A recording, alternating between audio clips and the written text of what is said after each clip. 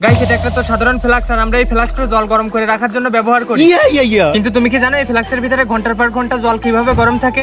তো গাইস, আজকে আমরা এটা দেখার চেষ্টা করব। এই ফ্লাক্সটা প্রথমে আমরা ভাঙবো, ভেঙে দেখবো এর ভিতরে কি রয়েছে এবং এটা কিভাবে কাজ করে। তো তোমরা ভিডিওটা না টেনে সম্পূর্ণ দেখো। তো গাইস, এটা করার জন্য আমি একটা ফ্লাক্স নিয়ে নিয়েছি, আর এটা আমি এখন খুলবো, খুলে দেখবো যে এর ভিতরে কিভাবে কাজ করে, এই মেকানিজমটা কি। তো প্রথমে এটা রয়েছে, এটা হচ্ছে যে একটা ভ্যাকুয়াম চেম্বারের মতন, মানে এখান থেকে যদি আমরা এইভাবে প্রেস করি তাহলে এখান থেকে প্রচুর পরিমাণে হাওয়া বের হচ্ছে, আর এই হাওয়াটা যায় একেবারে এই কন্টেনারের ভিতরে, তার কারণে এই পানিটা বাইরে বেরিয়ে আসে। এখন আমরা এটা খোলার চেষ্টা করব।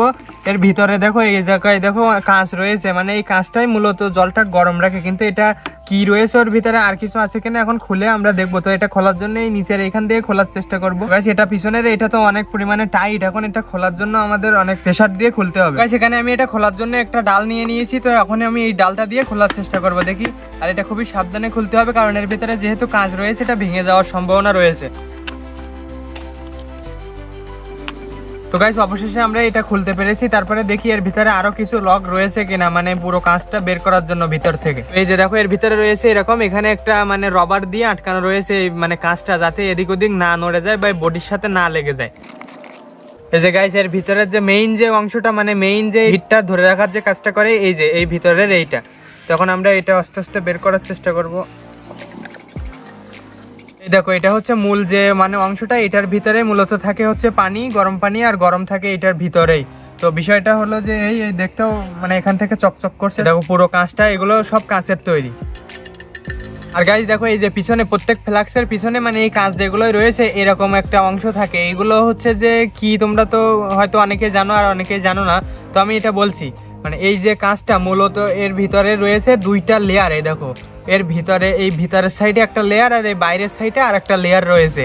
তো মানে এই দুইটা লেয়ার, এই দেখো এই পুরো হচ্ছে চওড়া এই, আর এর ভিতরে হচ্ছে ফাঁপা। আর এই ফাঁকা জায়গাটায় রয়েছে মানে তোমার বাতাস দিয়ে আটকে রেখেছে।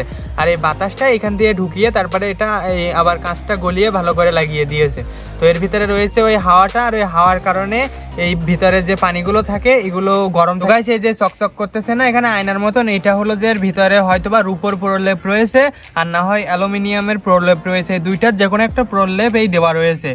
আর হচ্ছে যে এই অ্যালুমিনিয়াম বা রূপের প্রলেপটা দেওয়ার কারণ হলো এই গরমটাকে বাইরে না আসতে দেওয়ার, ভিতরে আটকে রাখা, তাইলে এটা দীর্ঘক্ষণ ধরে গরম থাকে। আর এর ভেতরে যে বাতাসটা রয়েছে ওই বাতাসটার কারণেও এই তাপগুলো বাইরে আসতে পারে না, ওই সব ওই ভিতরে থেকে যায়।